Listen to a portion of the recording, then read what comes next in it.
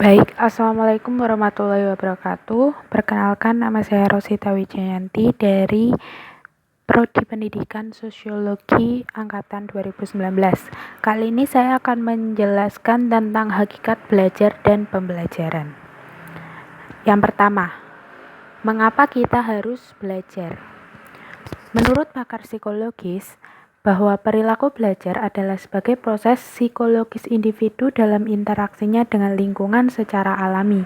Sedangkan menurut pakar pendidikan, bahwa perilaku belajar adalah proses psikologis pedagogis yang ditandai dengan adanya interaksi individu dengan lingkungan belajar. Nah, lingkungan belajar ini yang sengaja diciptakan. Dapat dilihat dari penjelasan di atas bahwa belajar merupakan suatu hal yang penting karena belajar memiliki peran dalam menciptakan relasi individu dengan lingkungannya. Dan juga dengan belajar kita dapat menguasai iptek yang berkembang masa kini karena memang ilmu pengetahuan yang kita dalami saat ini yaitu bersifat dinamis dan berkembang. Selanjutnya yaitu pengertian belajar. Apa itu belajar? Belajar dapat dimaknai dengan interaksi individu dengan lingkungannya, seperti contoh pengalaman dan pengetahuan yang baru. Belajar dapat terjadi mulai dari manusia lahir sampai manusia akan meninggal. Contohnya seperti anak kecil yang belajar berjalan, belajar bicara, makan, terus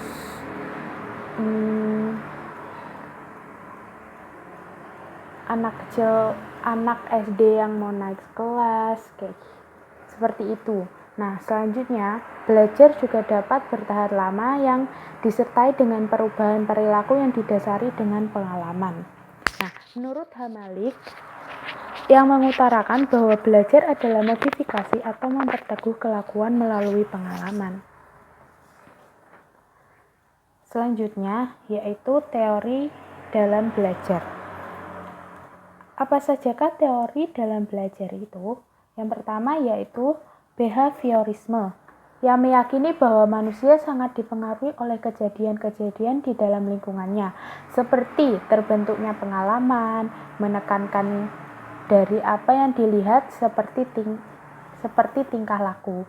Jadi behaviorisme ini mengamalkan apa yang dilihat melalui tingkah laku. Yang kedua yaitu kognitivisme. Kognitivisme yaitu tingkah laku dapat terbentuk tergantung persepsi individu tentang situasi yang dihadapi. Yang ketiga yaitu teori belajar psikologi sosial. Menurut teori belajar psikologi sosial yaitu belajar terjadi karena adanya interaksi, bukan dalam keadaan sendiri. Jadi, belajar itu dapat terbentuk jika adanya interaksi antara individu dengan individu. Jika individu itu sendiri, maka individu itu dalam keadaan sendiri, maka belum bisa dikatakan proses belajar. Yang keempat yaitu teori belajar Gardner, yaitu belajar terjadi secara alamiah dalam kondisi tertentu. Contohnya seperti internalnya yaitu kesiapan peserta didik dan materi pembelajaran. Sedangkan faktor eksternalnya yaitu situasi belajar yang diciptakan oleh tenaga pendidik. Yang kelima yaitu teori fitrah. Menurut teori fitrah, yaitu bakat sudah terbentuk sejak lahir dan cenderung kepada kebaikan dan kebenaran. Menurut teori fitrah ini yaitu bahwa dalam diri manusia sejak dia lahir sudah terbentuk bakat-bakat. Namun bakat-bakat tersebut cenderung hanya dalam kebaikan dan kebenaran. Selanjutnya kita berpindah ke pembelajaran.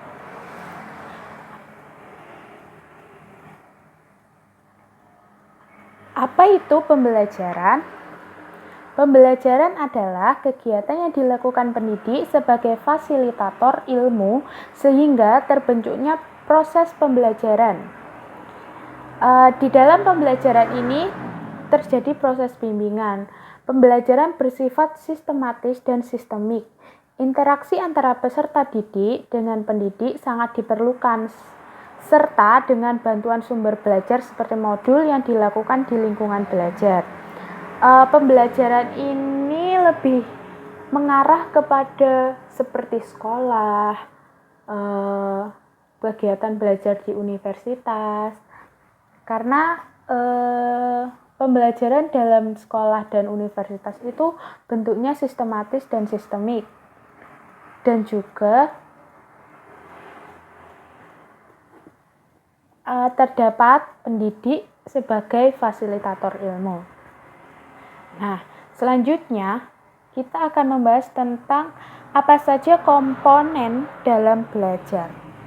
Nah, komponen dalam belajar itu ada 7, yaitu yang pertama, pembelajar atau biasa disebut siswa dan mahasiswa. Nah, pembelajar ini adalah orang yang sedang belajar, orang yang sedang mencari ilmu. Biasa disebut siswa atau mahasiswa. Yang kedua, pembelajar. Pembelajar adalah orang yang mengajarkan atau membelajarkan ilmu kepada pembelajar. Nah, biasanya disebut dengan guru, dosen, mentor, atau dan lain-lain. Nah, peran pembelajar di sini sangat penting karena ia merupakan pelaku utama yang merencanakan, mengarahkan, dan mentransfer ilmu kepada mahasiswa. Yang ketiga, yaitu tujuan pembelajaran. Nah, tujuan pembelajaran ini adalah pedoman seorang pembelajar atau tenaga didik sehingga mengetahui arah tujuan kegiatan pembelajaran. Yang selanjutnya adalah yang keempat, materi pembelajaran. Nah, materi pembelajaran ini adalah bahan atau substansi yang akan disampaikan dalam proses belajar pembelajaran. Yang kelima, yaitu strategi pembelajaran. Strategi pembelajaran adalah metode yang digunakan untuk menyampaikan materi yang akan diajarkan. Nah, strategi pembelajaran atau metode pembelajaran ini merupakan suatu unsur yang penting karena jika strategi atau metode pembelajaran yang tepat, maka penyampaian materi yang ingin disampaikan akan lebih mudah diterima oleh siswa. Yang keenam yaitu media pembelajaran. Media pembelajaran ini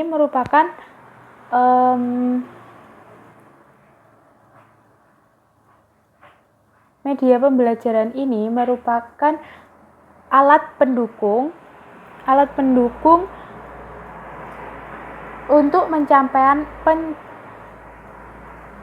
pemberian materi kepada siswa atau mahasiswa. Jika media yang digunakan menarik, maka materi yang diterima juga akan mudah diterima oleh siswa. Yang ketujuh yaitu evaluasi. Evaluasi yaitu penilaian terhadap hal yang sudah diajarkan serta hasilnya. Nah, kesimpulannya adalah belajar merupakan kegiatan yang dapat dilakukan dimanapun dan kapanpun sesuai dengan keinginan individu, serta belajar sifatnya bebas dan tidak terikat, sehingga dapat